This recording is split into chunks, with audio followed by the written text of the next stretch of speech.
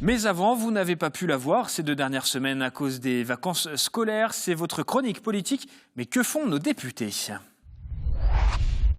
Alice, c'est vous qui suivez l'actu de nos 6 députés de la Loire. Qu'est-ce qui a retenu votre attention cette semaine ? Alors, vous avez sans doute entendu parler de la proposition de loi pour la création d'un fonds d'indemnisation des victimes du Covid-19. Eh bien, elle vient de notre député Régis Juanico, le député de la première circonscription.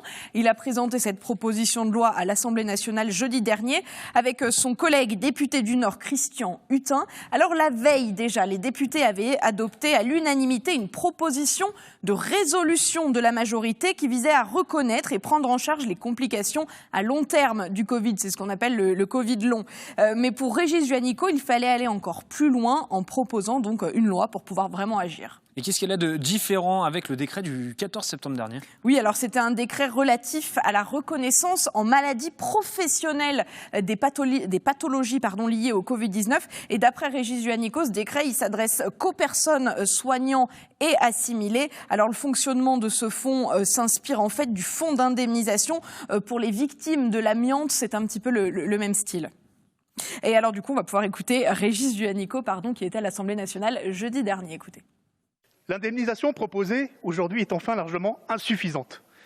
Uniquement forfaitaire, elle ne prend pas en compte les nombreux préjudices physiques, économiques et moraux dont souffrent les victimes. Mes chers collègues, nous devons agir face à la détresse de ces nombreuses personnes qui nous appellent, au-delà des discours, à passer aux actes. La réparation des nombreux préjudices subis par ces victimes est un devoir, et ce, à plusieurs titres. Et pourtant, jeudi dernier, elle a été rejetée. Et oui, elle n'a pas convaincu la majorité à l'Assemblée nationale.